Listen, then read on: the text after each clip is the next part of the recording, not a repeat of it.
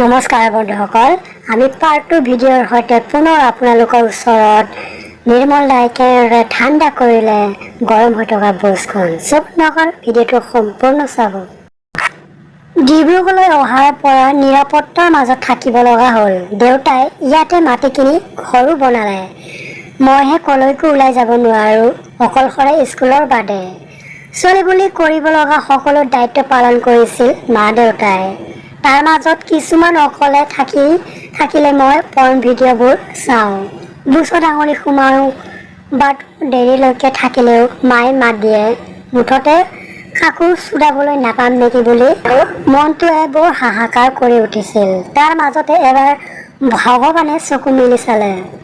আমাৰ কাষতে ঘৰটোত যিটো পৰিয়াল থাকে তেওঁলোক আমাৰ দৰে তিনিজনেই, মাক বাপেক আৰু পুতেক তেতিয়া বেংগালুৰুত মেনেজমেণ্ট পঢ়ি আছিল।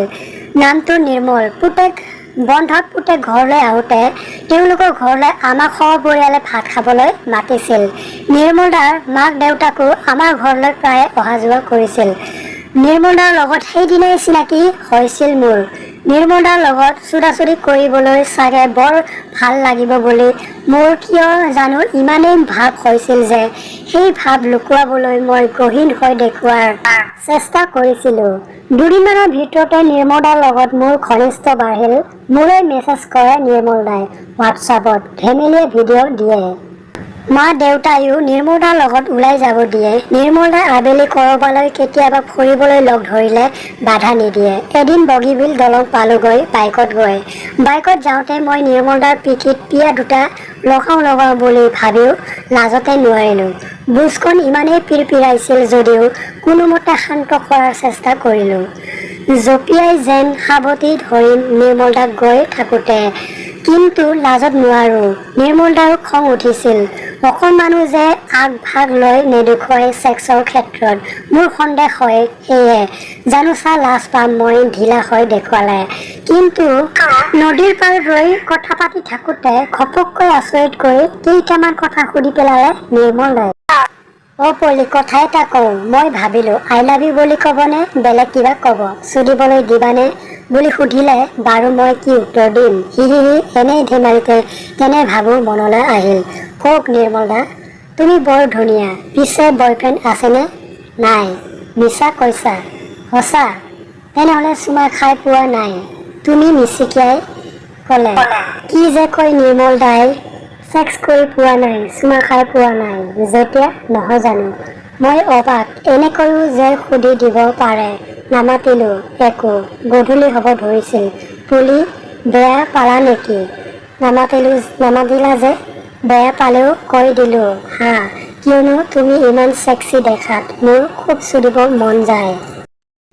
মোক চৰ মাৰিলে মাৰা, কৈহে শান্তি পাইছোঁ মই। কথাটো কয় এই বুলি নিৰ্মল দাই উচকি উঠিল। মোৰ যে ইমান আনন্দ লাগিছিল শুনি, তথাপি লাজত সংকোচ নিজক দেখুৱাই দিব পৰা নাছিলোঁ। মই বেয়া পাইছোঁ বুলি ভাবি নিৰ্মল দাই পুনৰ কৈছিল, পুলিচ চুদিবলৈ বাৰু দিব নালাগে যদি নিদিয়া, চুমা এটা দিয়া না। এইখিনিত কোনেও দেখা নাই। মই নামাতিলোঁ, কিন্তু আকৌ হঠাতে চুদাচুদি কৰিবলৈ পোৱাৰ সুবিধাটো হেৰুৱাব ভয় লাগিছিল। মই নিজক নেদেখুৱালে এতিয়া নিৰ্মল দাই চুদাৰ আশা বাদ দিব। মই নমতা যেন দেখি নিৰ্মল দাৰ ওচৰ চাপি মোক আঁকোৱালি লৈ চুমা এটা আঁকি দিলে ওঠত লাহেকৈ।